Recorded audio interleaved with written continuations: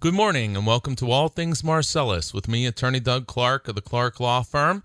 I am located at 1563 Main Street in Peckville, and I am here on this station every single weekend from Sunday or on Sunday from 8 to 9 a.m. 8 to 9 a.m. every weekend to bring you, the landowner, the valuable information that you need regarding natural gas development here in Pennsylvania. And I'm going to take this opportunity to remind all listeners that I, Doug Clark, have not, will not, do not, well, maybe I do not, have not, will not, in any event, will never and have never represented an oil and gas company.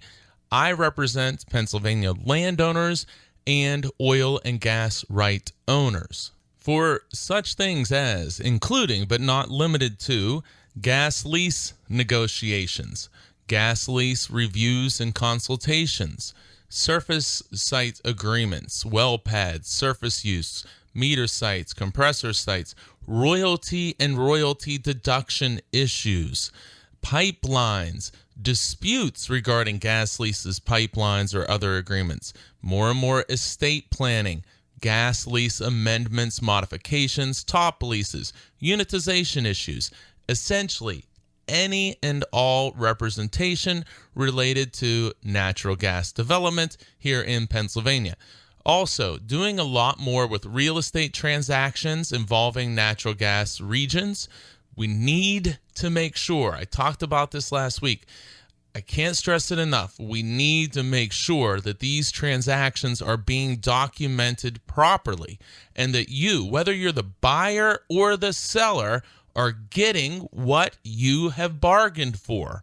And phrasing, changing language in the deed, in the sales agreement, in these documents that make up the transaction.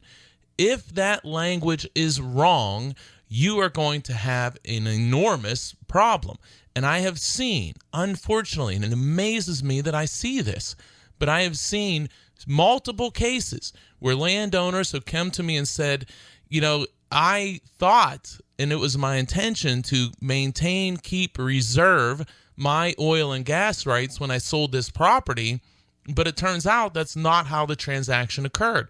Sometimes it may be that maybe you reserved your lease, but not the entire oil and gas rights. And unfortunately, in some cases, landowners have told me I was to reserve my current lease, my oil and gas rights, and it turns out I didn't do so. And now you got a problem, and it's a big problem. So if you are engaged in an in a sale, a real estate sale, oil and gas right sale, you have to make sure that these sales are documented properly. And I caution you to make sure that you're getting your own representation. When you're engaged in these transactions, especially if oil and gas rights are an issue, don't use, in my opinion, I would not use the same lawyer for both sides of the transaction. It's one thing if you're going to be doing it for a real estate transaction where you're just going to say, all right, I'm going to buy this house and everybody's in agreement. Hey, everything is fine. But when you have to start including unique language, unique reservation language to protect yourself, now you got to be careful because that language has to be exactly what both parties want it to be. And that can get somewhat adversarial. So when you have an adversarial relationship, and I don't mean fighting, I mean that people may have different interest on each side of the transactions. So we need to make sure that both people are protected and covered. So I've done many real estate transactions for people buying and selling gas rights to make sure that the sales agreement reflects what everybody wants, and particularly my client, but then also the deed and all underlying paperwork. I'm telling you, it's super important because mistakes in this area are enormous mistakes and can easily be avoided with someone who understands and knows what they're doing. So please, everyone, if you are engaging in a real estate transaction in an oil and gas area, whether it's being developed now anticipated to be developed in the future, please be careful. Get knowledgeable counsel and representation to make sure that you are covered. We can't allow these simple areas that you shouldn't have these mistakes, but we're seeing mistakes far too routine for me, and we need to make sure that these transactions are being done properly. Now, look, I'm not saying that they're all being done incorrectly. In fact, the vast majority are being done properly and meeting the terms and the intent of the parties, but too many are not. And frankly, if it's one, that's too many. But certainly it's more than one. So please, please, please, let's make sure that you're protected and what you're buying or what you're selling, either side, is what you intended to buy or what you intended to sell.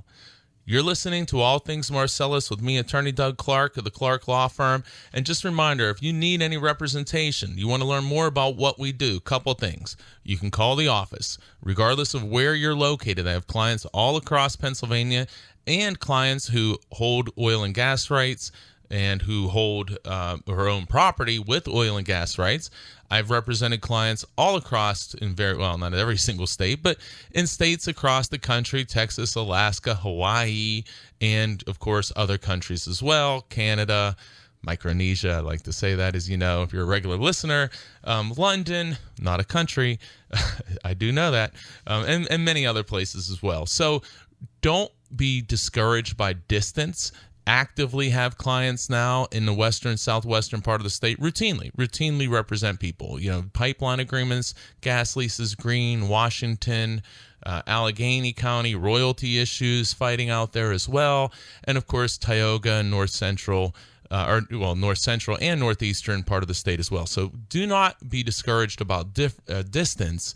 It's with today's technology, the ability to communicate by phone, by email, by facsimile. It's just not, I don't know that there's ever been a case that haven't been able to say, hey, we can help you out here with this.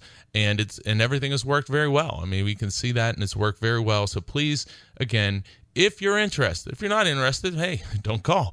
But if you're interested, don't be discouraged by distance, because I understand how that may occur, but I really want to implore everybody, don't be discouraged by distance. And I'll just say quickly, I've talked a lot about Tioga County in recent times, and I have more probably calls from Tioga County than any other area of this Commonwealth of Pennsylvania. So actively representing many people in Tioga County. So again, do not be discouraged by distance. And if there's ever a problem, and I feel that there's a problem, I promise I will tell you right away, because my goal is the best possible representation for my clients. And the goal of the radio show is to educate, inform, and to lift the knowledge level. I mean that. I want to lift the knowledge level for everyone who listens, because then everyone, not just my clients, but you, the listener, and in fact, your neighbors are going to do better, even if they never listen.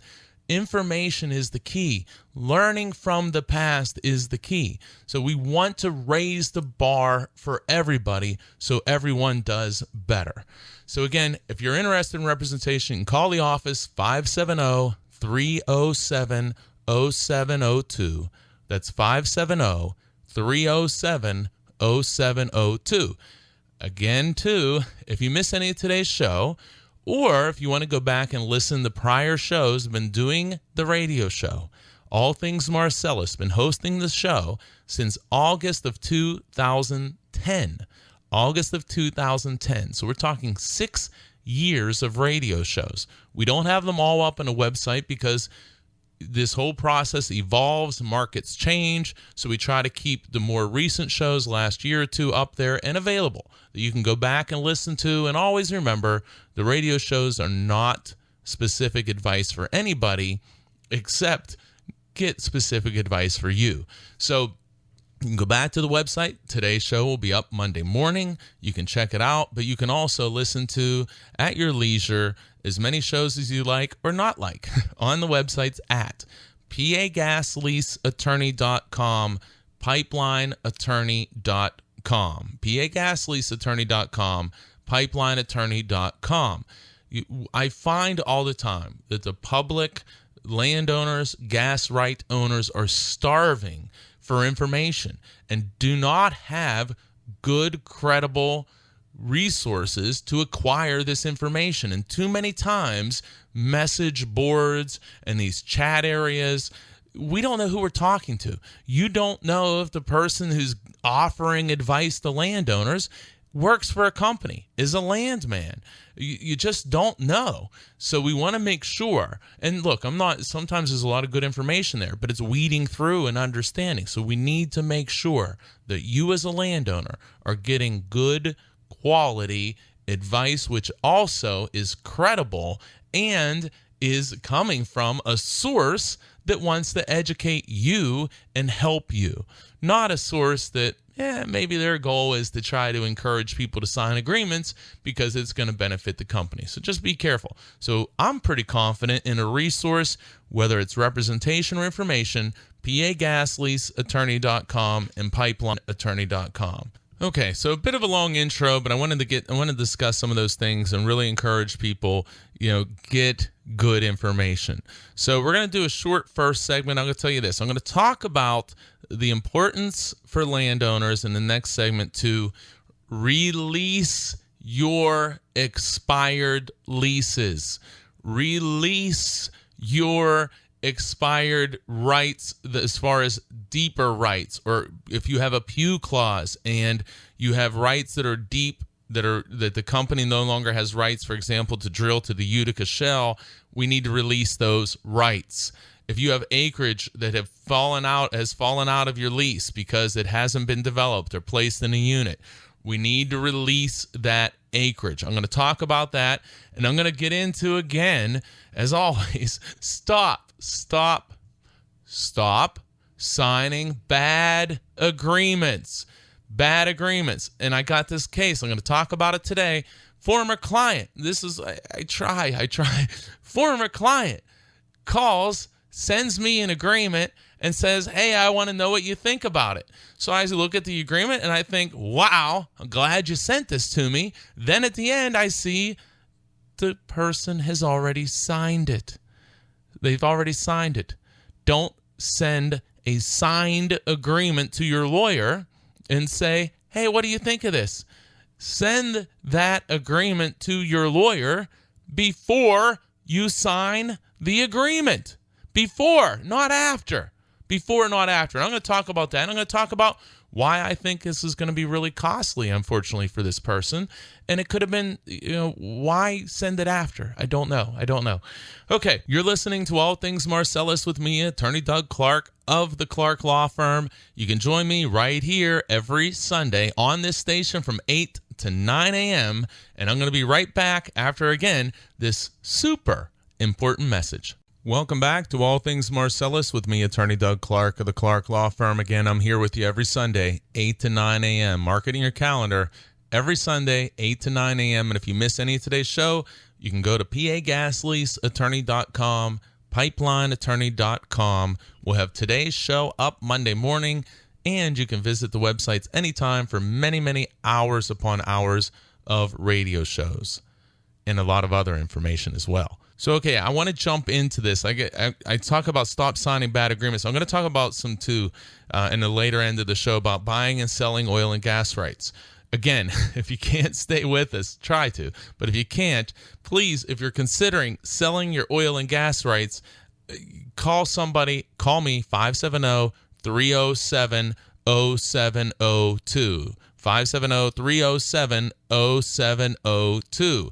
Let's have a phone call. Let's do a review and consultation. Spend an hour or two, and probably even an hour, and you will become so more informed and educated. And I will give you the information that I think you need in order to evaluate whatever offer there is and make some good quality, sound decisions. So if you're at all considering selling your gas rights, stick with me here to the end. But if you can't and you're considering, don't just do it. Don't just say, okay, I'll sign this paperwork. Get an attorney who knows what the heck they're doing and who can advise you, because there are all kinds of pitfalls in these transactions. Too many. I'm not going to get into it now. Stick with me. Okay, you're listening to All Things Marcellus with me, Attorney Doug Clark of the Clark Law Firm, and I want to start this segment and talk about releases. Releases. Well, what the heck is that? A release is when you give something up. You're releasing it. And what we want to do is, what we're seeing, because of the lack of drilling, because of the low gas prices, we're seeing oil and gas leases expire without the company developing. So if you're getting an amendment and modification to your agreement or an extension to your gas lease, there's a good chance, not specific advice, but a very good chance that your lease is going to expire, and the company knows that. So they don't want to lose your lease entirely, so they may want to amend or modify or extend your lease. And I want to tell you, in some cases, you will want to extend your lease. But in a lot of cases, you're not going to want to do that. And that's where you need to look at specifically your situation. If you have an outstanding lease and you don't want to lose it, and you understand what the market is today, and we evaluate what we think the market may be in the future, you may say, hey, look, this makes a lot of sense to extend or modify or amend my existing lease. And usually it's because you have a high royalty percentage in your existing lease, or you have no deductions, and I can't stress this enough. I don't care who tells you no deductions. I don't care who tells you you're not going to have deductions. You need to be careful, because literally thousands of people, and that's no exaggeration, thousands upon thousands of people were told that they would not have deductions from their royalties, and they're seeing what are deductions from their royalties. Thousands of people. So again, why we can't fall into that same trap.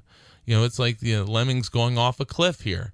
We can't keep falling into the same trap, into the same hole, following everybody else off the cliff. We can't do that.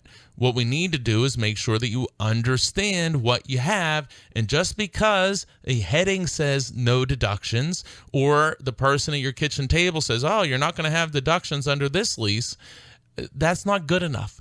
You need to understand, and you need to talk to a lawyer with oil and gas experience that can assist you and educate you so you do understand, because it's very complicated. And you can go back, check out pagasleaseattorney.com, check out pipelineattorney.com, check out prior radio shows. I've done shows on those issues. So that'll give you a real good basic knowledge about royalties and deductions, but still, you need specific advice for you. You're listening to All Things Marcellus with me, Attorney Doug Clark of the Clark Law Firm. So, okay, that's one part. Now let's talk about releases. So, because your lease is expired, or maybe your whole lease hasn't expired. What do I mean? If you have a 50-acre lease and there's been no development, and you had a 5-year lease and that time frame has passed, your property's not unitized, your property can and would be eligible for release under most leases, meaning your lease is ended. So as many leases have now expired or are expiring now because of the lack of drilling activity, because of the low gas prices and companies not having the budgets and desire to drill in these market conditions, leases have and are expiring. In total, meaning the entire lease. So if you have a 50-acre lease that hasn't been developed, 5 years comes, nothing's happened, your lease has expired. But when you sign a lease, the company either records the lease itself or a memorandum of the lease at the courthouse, at your local courthouse. You need to get that released, meaning taken off the books. So if your lease has expired, most leases say, hey, you got to write the company and have them file a release giving up your lease, notifying other companies, other people that you no longer have a gas lease on your property. Start writing these letters, people. We need to get these letters written. They need to be certified. You need to send these letters by certified mail. You can hire an attorney to do it. You can do it yourself. We do these letters all the time, but some people do these letters themselves. But the important thing is, let's get these letters in there. So if your lease is expired, get the letter in there. But sometimes you may have a pew clause, which we've talked a lot about on the show, where maybe you have 50 acres, but only 30 acres has been placed in a unit, and the other 20 acres out of your 50 is actually eligible to be released because that 20 acres wasn't developed, wasn't unitized within the 5-year lease term. So you have a clause, not all leases, but you need to know this. You have a clause in your lease that says, well, if you haven't unitized all 50 acres by the end of 5 years, what you have not unitized is no longer under lease. So in my example, if you had 50 acres, 30 acres is unitized, 20 acres is not unitized, what do? Get out your pen and write a letter and certified mail, send it to the company, or get an attorney to do this. But hey, company, I have 50 acres, you've only unitized 30. Paragraph 9 of my addendum provides that if it's not all unitized, then it is released or no longer under lease. I would like you, company, to record a release of the acreage, in this case 20 of my 50 acres, that is no longer under lease, completely free. So send that letter. Final example, Tioga County, but other places too. But we're seeing this a lot today in Tioga County. You may have a pew clause / depth severance provision, which says essentially at the end of the 5 years, you only get to hold on to from the surface to the deepest depth that you've drilled. That's all that remains under lease. So at the end of 5 years, at the end of 8 years, depending upon how this contract works and what the terms are, but let's just pretend it's a 5-year lease.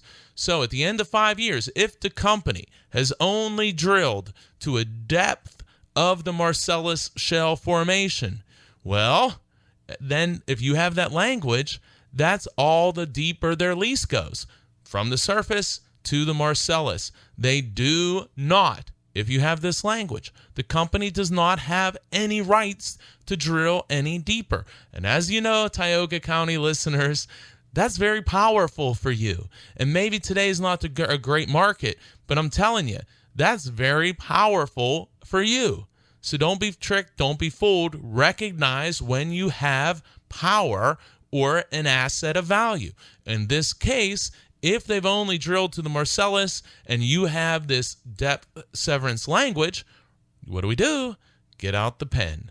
We write the letter, hey, or a typewriter or a computer, modern days. We write a letter, certified mail. Hey, my lease says this addendum provision says at the end of this primary term, you can only go as deep as, you only have the lease to as deep as you've drilled. You've only drilled to Marcellus Formation, therefore release and give back to me. File the necessary paperwork at the courthouse to let everyone know that you no longer have rights, any rights at all, to develop or have any lease below the Marcellus Shale Formation. My advice is get these letters in and don't delay. You never know. There may be other opportunities, or maybe, if nothing else, you're cleaning your property. You're cleaning it up, and God forbid there's an accident and something happens to you. We want to get these things cleaned up. Don't let them sit out there. So write the letters. A lot of these leases require letters. Get those letters in there. And be careful, too. Sometimes you write the letter, the company will send you the release, but you have to record it. I've seen that happen. So look, if you want assistance, if you want us to help, we're here. We can help you. If you want to do it yourself, do it yourself. But get it done. Get it done. Too many people are just sitting there. We need to be active and we need to get it done. And because of the lack of activity, given the current gas price market and the market the last year or so, what we've seen is a lot of leases have not been developed at all and are eligible for complete release.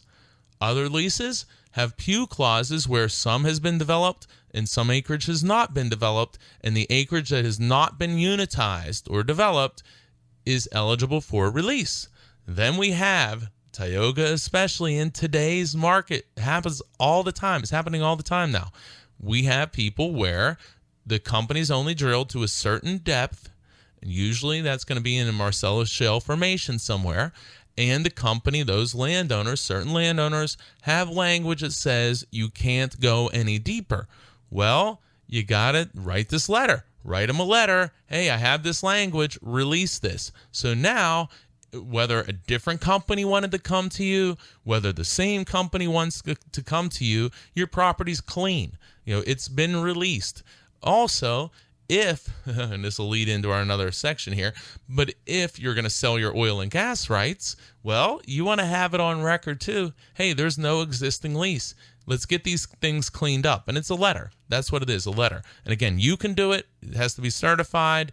Many people aren't comfortable doing it. We do the letters all the time. That's not a problem. Again, it doesn't take a lot of time to do it, so it's not a real expensive thing. But get it done. Let's get it done, guys. Let's get it done. And that seems like a good time to take a break. You're listening to All Things Marcellus with me, Attorney Doug Clark of the Clark Law Firm. You can always contact the office, 570-307-0702.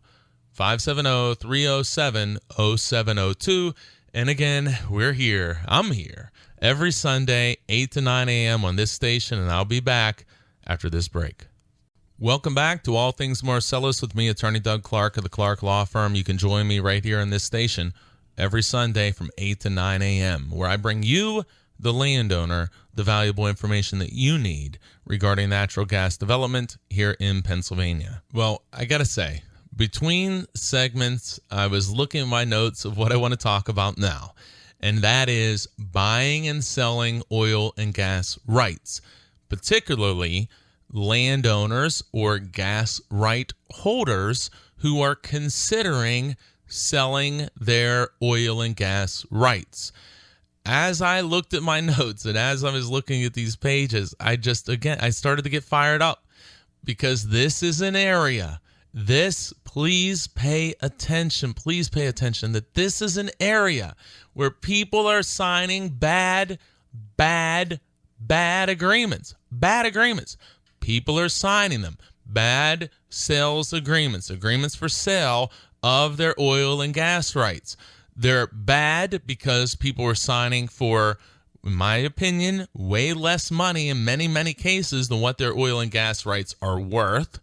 And then that's really bad. But on top of that, these agreements for sale, whatever they want to call them, agreements for purchase, sales agreements, they have very strong language favoring the buyer or company typically who's going to buy your oil and gas rights. The language of these agreements are very, very company friendly. Sometimes just amazing how company slanted these agreements are.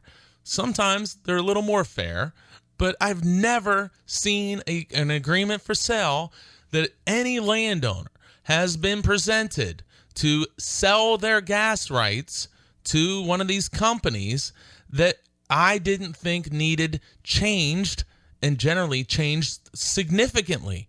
And in some cases, I've rewritten this sales agreement, and quick war story, real quick on this one. Landowner says, hey, I want to sell these gas rights. I tell him all the reasons why. We have a review consultation. I explain. He says, hey, look, I don't think that these guys are even going to go through with this, so I'm willing to take this chance. So I said, well, if that's the way you're looking at it, this isn't the agreement for you because there's so many ways out for the company. So what do? I rewrote the agreement. We set it up for a much higher down payment. For example, say $10,000 instead of a lower payment. You could argue for more, but we increase the deposit or the down payment, and we say that, hey, the closing, this thing has to be done in the next, say, 30, maybe you give them 45 days. Because one of the things you have to watch out for is that these companies like to allow themselves the ability to delay closing so they can see what's going on. What's happening with the gas market? What's happening with production on your wells in your area? What's going on? Give them more time to assess and to give them the ability in a lot of these agreements to back out of the sale for any reason. So you sure as heck don't want to be sitting there for 3, 4, 5, 6 months thinking you originally thought, well, I'm going to get this money pretty quickly. Well, no, now you're sitting there 3, 4, 5, 6 months and the company's just evaluating to say, hey, do we still want to go through with this deal? No. We don't do it that way. We say, look, if you're going to do it, and I'm going to say if in all capitals, in very large font, if you're going to do it, you need to do it the right way. So you say, here's the money down, here's the closing date. Can't be extended. We're not extending this closing date. You have to commit by this date or this deal is off. Why do companies sometimes, why do they not like it? Well, we know that in a lot of these, and in fact, most of these that I see, the company or entity that you're signing the sales agreement with is actually not the company that's going to buy your gas rights. What do you mean by that? Well, what I mean is you sign an agreement to sell your gas rights for, say, $5,000 an acre to company A. And what happens is all of a sudden, say the deal's going to go through and you're there and you're going to get this check or you're signing these final documents. And all of a sudden you don't see company A's name anywhere. You see company Z. You say, who's company Z? Well, company A, what happens many times, you sign an agreement of sale to sell your oil and gas rights. And then what happens? Well, that, whatever we want to call the person, landman, owner of the company, because this is what happens, an individual creates an LLC, a limited liability company, then goes out and says, I'm going to sign landowners to agreements for sale to buy their gas rights. Then, once I get their signature on paper, I'm going to take that agreement for sale and shop it around. I'm going to take it to the guys, girls, companies who actually buy the gas rights, and I'm going to work as a broker and say, hey, I have this landowner, this gas right owner, locked in at $5,000 per acre to buy these gas rights. And look, here's the sales agreement that I had this landowner sign. Well, what do you think? The better the sales agreement is for the buyer, the company, the more attractive this potential purchase is. So, right there, the person negotiating for the sale of your gas rights, number one, motivated to give you the least possible money they can give you. Number two, motivated to have you sign the worst possible sales agreement so they can then turn around and look to market or act as a broker and market this sales agreement to other people, companies, entities who will buy, who actually put up the money. So imagine this. I'm going out, I create an LLC company, and I say, hey, I'm going to go buy gas rights. So I go out, I knock on doors, I send letters, and I catch a couple fish, meaning landowners who are interested. I throw my lines out there, and I hope I catch a couple fish. So I catch some people. So I say, okay, here's the deal. I'll give you, and I want to stay low, I'll give you $500. Maybe I'll give you $1,000. And then here, you sign this sales agreement. What do? I get them to sign the worst possible sales agreement I can so I can shop it to other people. I give them the lowest upfront money possible because that's going to be my money I'm paying them. So if I do it for $1,000 or $500 as a deposit, that comes out of my pocket. So that's not even a big expense. I'm not going to go broke on a $500 or $1,000. Hopefully, that's my plan. So then I write into there, I'll pay you, or you'll get paid $5,000 per acre if this closing occurs. So, of course, as a landowner, everything looks great and everything's presented to you in a very positive way. This is going to be spectacular. But what do I do then? I go out and I shop it around. Well, imagine this. If you own 100 acres and I say to you, I am going to buy this property, I'm going to buy the gas rights. The sales agreement says we're going to give you the gas rights, $5,000 an acre. $5,000 times 100 acres, that's $500,000.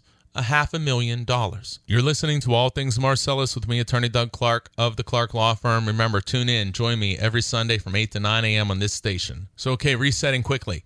We got a 100-acre landowner. He says, all right, I'm going to sell these. I'm going to sell my gas rights. I got an offer. Guy's going to give me $1,000 down. And when they buy the gas rights, they're going to give me $5,000 per acre. I got 100 acres. That's $500,000.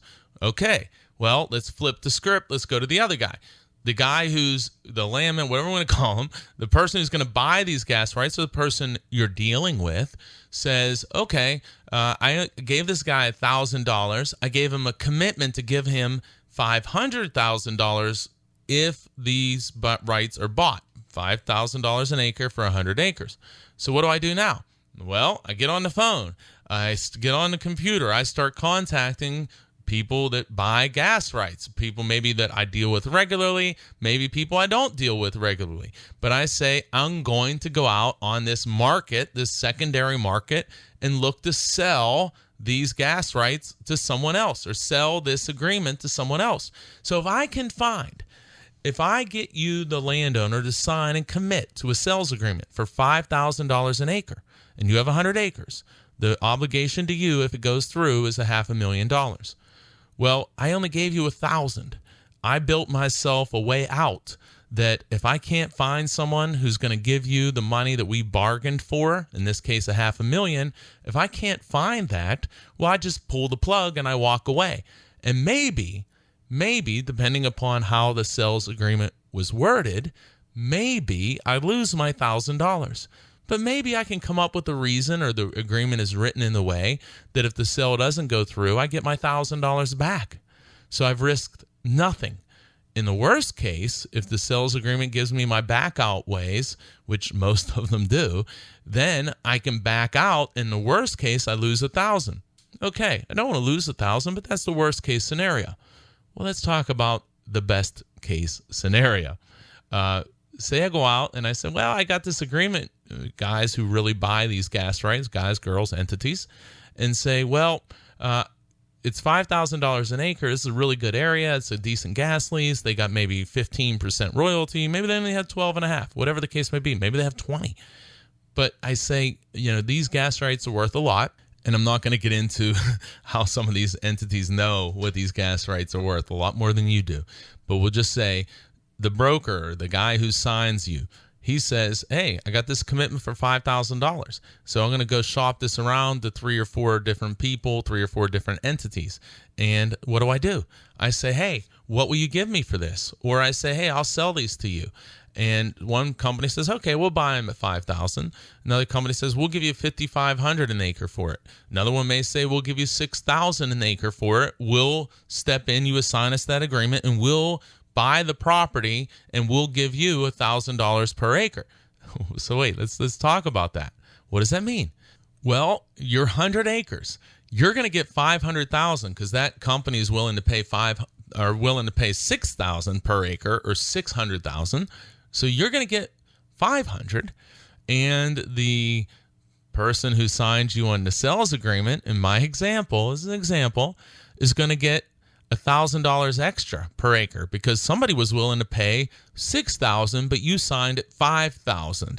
So this broker, if you will, assigns the sales agreement and the right to buy your gas rights to another entity for $6,000 total. We'll just do it this way for ease. So that that broker individual who signed you, under my example, just made, if he can sell it, if he could get $6,000 an acre from some other company or entity, and he has an agreement with you that you only get $5,000 an acre, well, there's an extra $1,000 per acre. And if you own 100 acres, $1,000 per acre at 100 acres equals $100,000.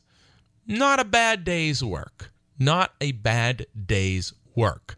What if you sign that sales agreement at $500, or you sign it at $5,000 per acre, and the person who signs you the sales agreement is able to flip it for $7,000 an acre? Well, now that person just made $200,000 per acre. Remember, they're not just talking to you. They're talking to other people as well. They're not just talking to you.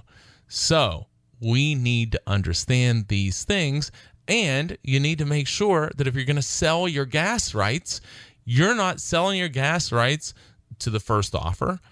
You're not looking around. You're not shopping them. You're not really out there pounding the pavement to get the best amount of money, the highest amount of money that you can obtain. We got to protect you. You have to protect yourself. You're listening to All Things Marcellus with me, Attorney Doug Clark of the Clark Law Firm. I'm here with you every Sunday, 8 to 9 a.m., and I'll be right back after this break. Welcome back to All Things Marcellus with me, Attorney Doug Clark of the Clark Law Firm. We're going to jump right into it here. So, okay, talking about selling oil and gas rights. As I started in the first segment of the show, I said, hey, everyone, stop signing bad agreements. I don't care if it's a gas lease, a modification, amendment, an extension, a surface site agreement, a workspace agreement, pipeline agreements. Stop signing bad agreements. Get assistance. You're not getting the information that you need from the company landman. Here it is. Why? Why are you not getting the information that you need from the company landman? Because the company landman doesn't represent you. The company landman represents the company, not you, the landowner. Their job is not to represent your interest. It's not their job. It's not their job. I don't care what anyone says to you. It's not their job. You're not paying them. You didn't hire them. They're being paid by the company themselves or their company who has been hired by that oil and gas company. So we got to get everybody. You have to get quality information from you. You need to understand deeper how this transaction, whether, again, gas lease, amendment, modification, pipeline, surface site, I don't care what it is, you need to get that information for you. They're routinely, within the last week, offer presented, no money. Within a week or two, offered well over $10,000 on something just relatively small. A telephone call makes that difference. You got to stop signing bad agreements. We got to stop relying on the gas company, pipeline company, landmen to tell us our rights, to tell us whether it's even allowed. We have to stop it. I see it nonstop. Don't be harassed. Don't say, geez, they've beaten me down. I'm tired of them showing up. Where do I sign? You can't let that happen. We need to sign fair agreements. If you say, I don't want to be greedy, fine. But let's just not be taken advantage of. All right, thanks for listening to that. And believe me, that's just a dose. I need a little therapy there. But here's the thing. Talking about these selling of gas rights. Again, stop signing bad agreements. These are complicated transactions. They are permanent transactions. They're involving these legal documents, deeds, agreements for sale. You got to be careful. Pay attention. Number one, quick thing. You better, if you have a mortgage, contact the bank. Find out. Contact who holds your mortgage and say, is it a violation of my mortgage agreement to sell my gas rights? Because when I got my mortgage as collateral, I have my property up as collateral. And when I put my property up as collateral, when I bought this, I mortgaged or whatever I did, that property, that collateral wasn't just the surface, it was everything with the property. It was everything. It was the surface, subsurface, oil, gas, minerals, whatever there may or may not be. But that's what the bank or the mortgage company agreed that would be collateral. So if you're going to sever or sell your oil and gas rights, that's part of the collateral under your mortgage. Check out your mortgage agreement, because that absolutely may be a violation of your mortgage agreement, which could result in your entire mortgage becoming due immediately. Again, you have to look at your agreement. Is the gas company or is the individual trying to buy your gas rights telling you that?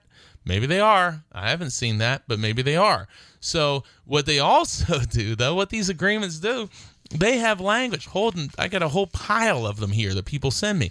They have language saying that the person or company that's purchasing your gas rights, your oil and gas rights, well, they can make your payment. So you think, oh, I'm going to get $50,000 from selling my gas rights, $100,000, whatever it may be. That company has the discretion under most, if not under, we'll just say the vast majority of these agreements, to instead of giving you that $50,000 or $100,000 check that you're anticipating, sending that check to the bank or the mortgage company to put towards your mortgage. So if you have $100,000 mortgage and you think you're going to get a $50,000 check, you better be careful. You better be careful, because that $50,000 check under most of these agreements that I see could be sent to the bank or the entity holding your mortgage, not you. So you might have thought you were bargained for $50,000 now, when in reality, you bargained to have $50,000 paid towards your mortgage. Again, you got to look at your specific situation, but that's out there, and people are breaking their mortgage agreements by selling their gas rights, which may or may not come at an extreme cost. That's one. But, that gets a little deeper, but it's 100% true. But I taught the last segment, price. The person the company seeking to buy your oil and gas rights, what is their motivation? To sign you at the lowest possible price, to give them as much as possible the flexibility to back out of the agreement, to lock you in. So here's how most of them are done. We'll give you $1,000. We'll say we'll give you $1,000 now. Then we have this sales agreement. We're going to write in there that we can back out for virtually any reason. By the way, the second you sign the sales agreement, your royalties, if you're getting any, are done immediately. Any future from that day forward, if this agreement is completed, me as the purchaser gets the royalties from the date of the sales agreement. So if I am going to buy your gas rights and I drag this out for 6 months, and you've been receiving royalties, or you would have received royalties for those 6 months, they're going to me, because that sales agreement says that as of the date that you sign this, all future royalties come to me, the purchaser. So you better understand that. Maybe you do, maybe you don't, but you better understand that. You're listening to All Things Marcellus with me, Attorney Doug Clark of the Clark Law Firm. And again, though, I got to go back to the price. The price. I talked in the first segment. Gentlemen, and it just kills me because I've represented this family before. And it kills me. I try my best to say, hey, look, let's talk before you sign anything. If nothing else, do a review and consultation about what you're considering. Spend an hour or two of time. Get the information you need to decide going forward. So the gentleman sends me a sales agreement for the sale of his gas rights without talking to me first, and says, hey, will you look at this? And he already signed it. Well, there's nothing I can do now except to point out all of the problems in the document that this person signed. We can't fix it. And I know that the person talk to me before they signed, well, they wouldn't sign that agreement. They would have negotiated it. They would have changed the language. And I could bet, I don't know, but I'm pretty darn comfortable that we could have got this person more money per acre. We could have got him more money. I'm very confident in that. But more than that, as much as I am that, I'm even more confident that we could have changed this language drastically to improve the deal for this landowner. But in this particular case, the amount of money was probably so low that the company, they want to close on this thing because they don't want it to blow up, because they're buying these gas rights for, in my opinion, next to nothing in this case. And boy, it just kills me, because I'm so confident that had the person called, we could have first off, they would have never done this deal, I don't believe. And they probably, if they wanted to do a deal bad enough, we would have been able to probably get them more money and certainly a much better agreement. But pretty confident more money. I have seen in most of these, whatever is being offered to the landowner, usually you have the ability to negotiate more money with that company that's making you the offer, or there's other companies out there that you can seek. Look, it's your property. It's your asset. You should shop it around if you're going to sell it. Again, if is a big if. But if you're going to, if you come to the conclusion after you know everything, after you're educated and informed, and you still want to do it, that's okay then. That's the right decision for you. But when you do it, we got to make sure you're getting all the money we can get you. We got to make sure that we're giving you a fair agreement, that they're not going to take advantage of you. And that's what's happening all the time. It's what's happening all the time with people selling gas rights. People are frustrated. I understand. Boy, I understand. People are frustrated. The price of gas is low. They were promised all to be millionaires. Some even more than that. You had these promises and it's not happening. So now you see, and especially if you signed, and this is the killer too, if you signed low at the beginning, it's like the old double whammy. You signed at $50, $60, $100. Now you're not a millionaire. You're not getting all this money. And now here comes an offer to buy your gas rights at $1,000, $2,000, $3,000 per acre. And you say, I don't think this thing's ever going to happen. Let me go ahead and sign. Don't do that. Don't do that. Get good information from somebody there to help you. One of the things I say about these things, these agreements for sale, really, and I wouldn't do it because it's not who I am, but I'll tell you, for the vast majority of these, I say to the landowner, I said, look, I would gladly substitute my name for the person or entity that's going to purchase your property or your gas rights, not property, but gas rights. I'd gladly switch my name in there and enter into the same agreement with you because I'm probably going to risk $1,500. I can broker it and I may make hundreds of thousands of dollars. So please be careful. Please, please, please, please be careful. Get help. Get help. And if you're considering selling your gas rights, I don't care where you are, give us a call, 570-307-0702. 570-307-0702. Do a review and consultation. Again, look, this is commercial. Do a review and consultation because I know with complete confidence that you will benefit. Do not simply sign the paperwork that the gas company who's trying to buy your gas rights, do not simply sign the paperwork they are presenting. Don't do it. Don't do it. You've been listening to All Things Marcellus with me, Attorney Doug Clark of the Clark Law Firm. Remember, you can join me right here every Sunday from 8 to 9 a.m., where I'm going to bring you the valuable information that you need regarding natural gas development.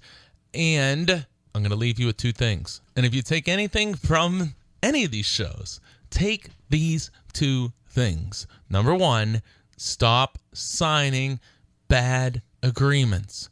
Stop signing bad agreements. And number two, remember, the gas and pipeline company landman works for the gas and pipeline companies, not you, the land owner. Remember those two things and join me every Sunday from 8 to 9 a.m. on this station for All Things Marcellus, and have a wonderful week, everyone.